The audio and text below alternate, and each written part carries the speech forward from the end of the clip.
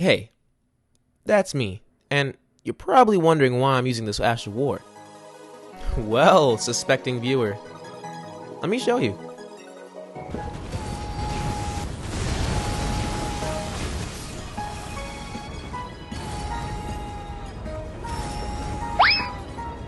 Yes, everyone, screaming is now viable in Elden Ring. I was looking up videos about this, and actually I haven't seen anyone really talk about the Beast's Roar Ash of War, and I was playing around with it. It's actually not even bad. And if you're looking for the next OP, broken, complete, busted strat, this is not that. But what this is a very reliable, safe, and effective move that you can use that not a lot of people are using in their gameplay. For those of you who don't know what the Beast's Roar is, it's an Ash of War that makes your character scream, and it emits like a projectile-based type of attack, and it does some pretty decent damage. You will find this on the northeastern part of Caelid at the Bestial Sanctuary after giving the Beast Clergyman 4 of the Death Roots. The weapon art at first will be pretty basic. I mean, it's not going to do a whole lot of damage. However, there are things that we can stack that are pretty reliable to use and don't require a whole lot of setup. How this works is that we'll be stacking a couple of talismans, specifically the Roar Medallion and the Shard of Alexander.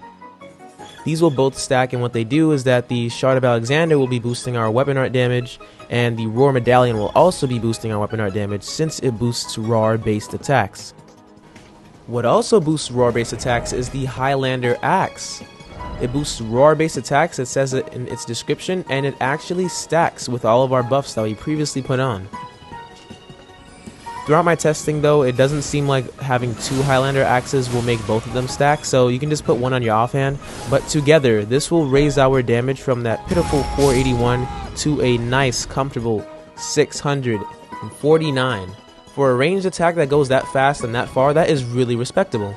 The Roar Medallion can be found in Limgrave Tunnels. It's actually north of Agheel Lake, so you can get that pretty early.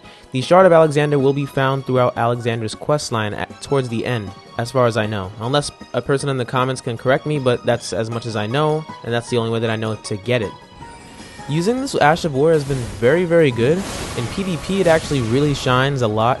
For melee builds, this is a very nice ranged utility option. I would say you use this as a way to punish players who go too far away from you and try and either do setups like mage builds, for example. This can punish their spells pretty well and hit them hard for around 400 damage, I've noticed.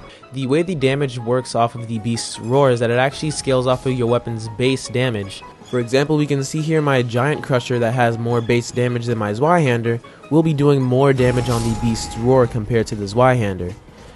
However, while I was testing, I also saw that the Star Fists were also doing the same amount of damage as my Giant Crusher. That I'm actually not sure about.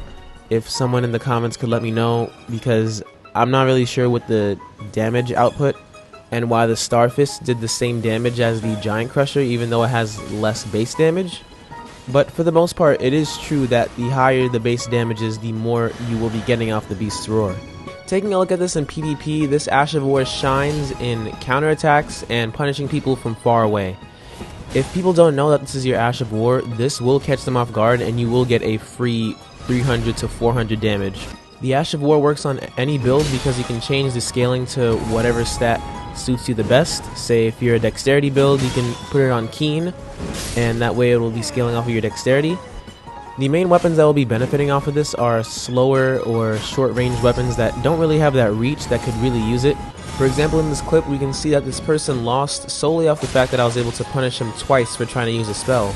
That added up to 800 damage in total, and honestly, it was just some very good chip damage that lasted and mattered over time. The damage reduction will be calculated based off of their physical damage reduction, so just keep that in mind for if you see more tanky players, you will be doing less damage compared to if you see people with weaker armor.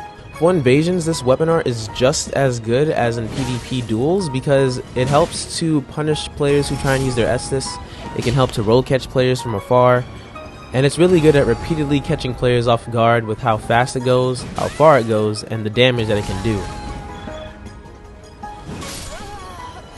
We can see another instance of it working here. Me and this host trade some hits and we're both low on health, but I know he wants to heal, so I use it to catch his heal and he ends up losing. The downsides to this Ash of War, I would say, is the fact that it is really easy to strafe. You can most likely run to the left or right and you probably won't hit the person unless you're up close to them. But besides that, I would say this is honestly a very solid weapon art that you can add to your arsenal.